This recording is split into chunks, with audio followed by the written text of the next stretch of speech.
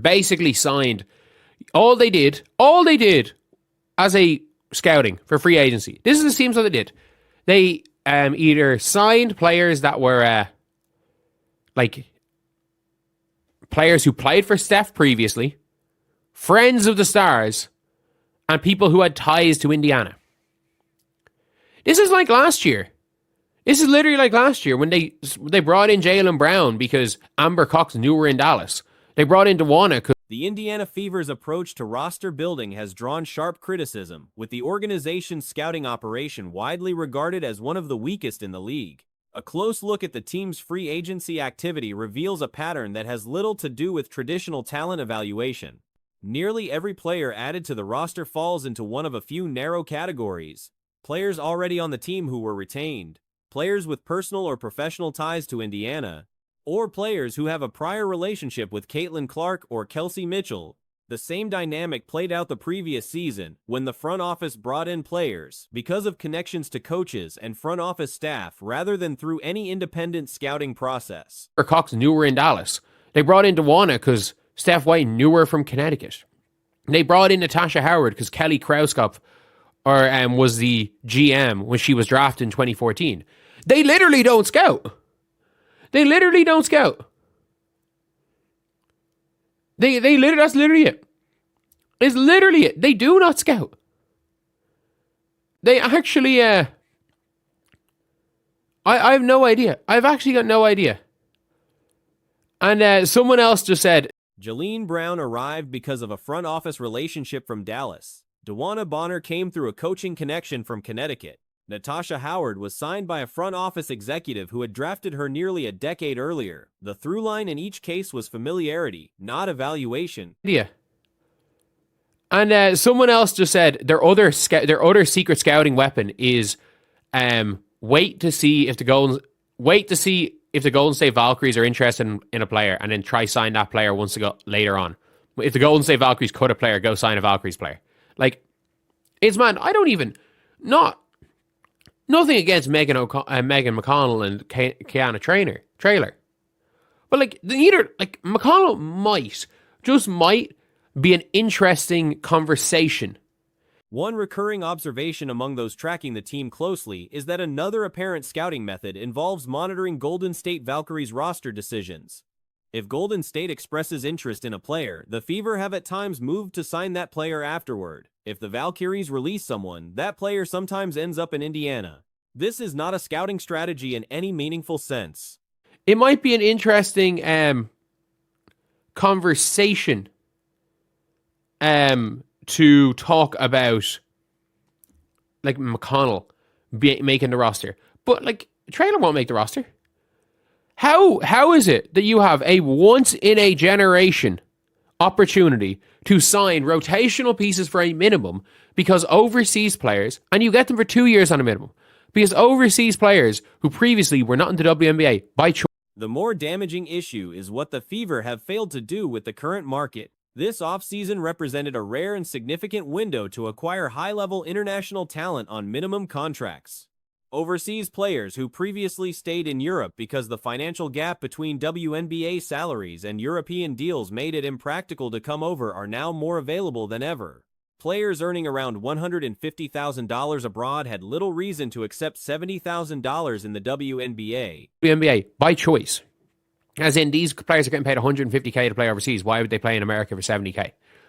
And at the same time, with the stigma against Americans wanting to stay in America and go overseas, yeah, Europeans wouldn't go to America just to go to America either. Like, people kind of like where they're from, in most cases. Like, you have Ayayi gone to Phoenix, who will probably a starter there. Chekova. Why does Chekova end up in Minnesota? Why? That calculus has shifted, and teams willing to invest in overseas scouting have positioned themselves to add genuine rotational contributors at minimal cost. The Fever have not taken advantage of this. The Phoenix Mercury signed multiple international players to training camp contracts. The New York Liberty, operating without a draft pick, effectively added the equivalent of 2 late first-round contributors by securing the rights to Raquel Carrera years in advance and bringing in Paulina Astier. Why? Because they actually scout. By the way, why is Marianne Badian not signed? Like, people are saying, oh, what about a stretch four? I just realized Mariam Badian's completely unsigned. The Phoenix Mercury signed like 7 overseas players to training camp contracts. Like, why is Badian not signed? She is a starter for France. Her and Iliana Rupert start for France, and she can shoot the ball. She's 6'4" athlete who can shoot the ball. And is a little bit on the older side, but fuck it. Like, it is what it is. Carrera projects as a quality backup in the front court, and Astier slots in to address the vacancy left by Natasha Cloud's departure. The Liberty's front office treated international rights as a long-term investment and cashed in this offseason. Indiana, by contrast, has not signed a single international player outside of those already under contract. Mariam Badian remains unsigned, despite being a starting caliber player for the French national team, capable of shooting from the perimeter at 6'4". Like, it is what it is. The only international player that this current organization has signed is Dantas, because she was already there. And by the way, they didn't protect Temi and let Temi walk. They haven't even looked. And I'm just hoping that they are smart about things and they draft Iana Martin. But I don't know if they are. And to be fair, Amber Cox was spotted scouting one player. One player.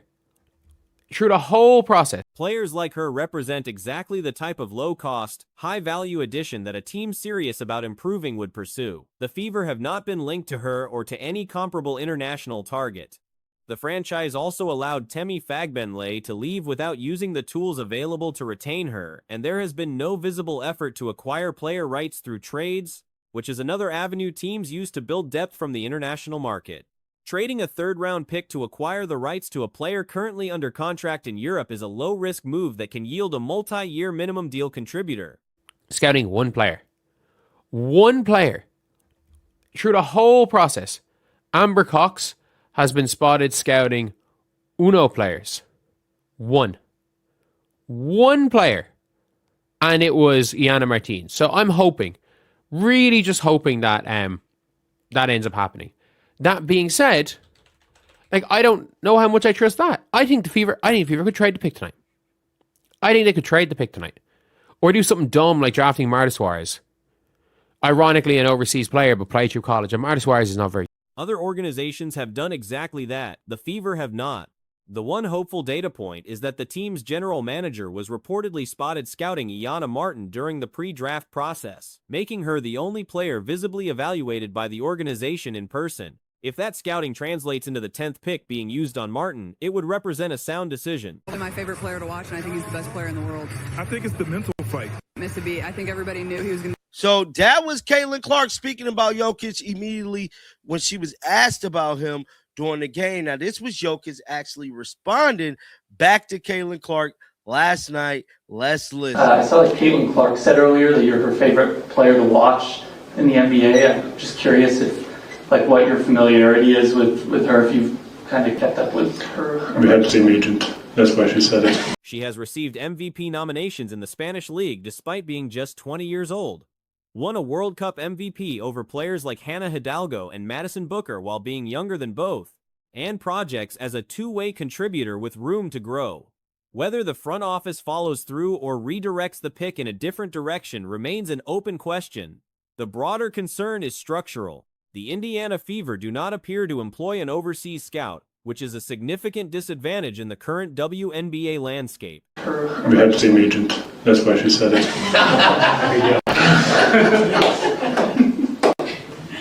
Going back to that 40 point. So that was Jokic actually saying him and Caitlin Clark has the same ages, jokingly about it, man. And many Caitlin Clark fans definitely feel a way about this, man. It says Jokic isn't buying it from Caitlin Clark. We have the same agent. That's why she said it. International scouting has become one of the primary ways teams build competitive depth, and with more than 30 rotational caliber players currently available through the international market, the absence of any infrastructure to identify and pursue them represents a meaningful gap in the organization's talent acquisition strategy. Nikola Jokic made headlines this week after delivering a tongue-in-cheek response to Caitlin Clark publicly naming him the best player in the world. The exchange drew significant attention online, with many viewers debating whether Jokic was being genuinely dismissive or simply leaning into his well-known dry humor. The moment originated during Clark's second appearance as a sideline analyst on NBC Sports, covering the OKC Thunder and New York Knicks matchup in Oklahoma City. Now, let's check out some of these comments. Somebody said, LOL, CC do be capping a whole lot. Wow. That's why you need to chill. Hey, he is about it. Somebody else said, he just being modest. He has a great sense of humor. Joker is a riot. They really need to meet. He's playing. I like players who are self-aware and a good Joker. So he's definitely living up to his Joker. When asked about Jokic mid-broadcast, Clark did not hesitate. She called him her favorite player to watch and stated plainly that she considers him the best player in the world, pointing to his back-to-back seasons averaging a triple-double as evidence of just how extraordinary his level of play has been. Jokic was then asked about Clark's comments following the game. Rather than responding with a straightforward thank you, he deadpanned that the two share the same agent, implying that was the real reason behind the endorsement. To his Joker persona, you feel me? Reggie Miller said, y'all not getting between him and Caitlin Clark-Bond. Oh, I didn't see this. Let's watch this. So last time Caitlin Clark was on NBC, so it looked like she has got reunited with Reggie Miller. And he probably put her to the side, like, look, I'm sorry, Caitlin. I didn't mean any harm, but I said, you know, what I said. It's great to have Caitlin back. I didn't bring up Peyton Pritchard's name, which happened last time. The room laughed. The clip circulated widely. Reactions from fans were split between those who found it genuinely funny and those who felt he was brushing off a sincere compliment. Last time with Reg, but Caitlin and Reg just had that whole Indiana. We're both great. You're not going to break our bond, people. Right, exactly. Fever, Pacers, we're bonded together. It's great to have Caitlin back. I didn't bring up Peyton Pritchard's name, which happened. Peyton Pritchard's name. Now, that was so freaking funny, man. Now, Maria Taylor spoke after the game about Caitlin Clark, and she had some things to say. It's a Caitlin Clark on a pregame.